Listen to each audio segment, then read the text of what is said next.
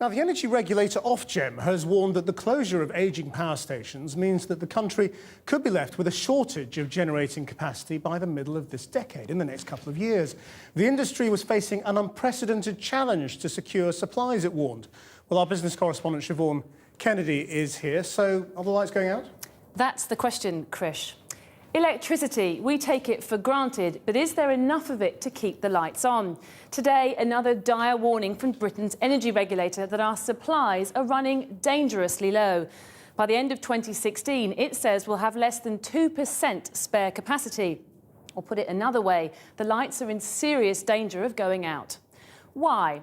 Well, we already knew we were facing a 10% cut in power as ageing gas stations are taken offline. But now Ofgem says that situation has actually got worse. The government says it hopes to plug the gap by giving incentives to companies to build more power stations.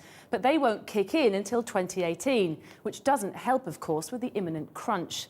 To address that, the plan is to ask power companies to keep their older plants open for longer and tell heavy users, like manufacturers, to decrease their consumption, although that suggestion didn't go down terribly well today.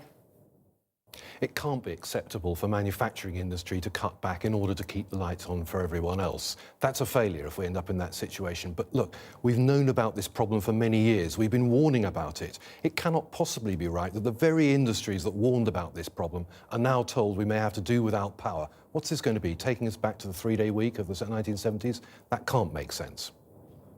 In the long term, of course, the plan is for much more renewable energy like solar and wind. But they're expensive and you can't rely on either. Nuclear is another option, but most of the old plants are shutting down and the government is yet to agree a deal with the French firm EDF to build new ones.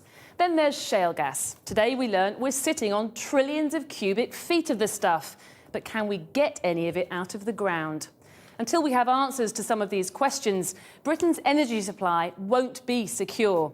With demand on the rise, we'll have to import more from overseas at a higher cost.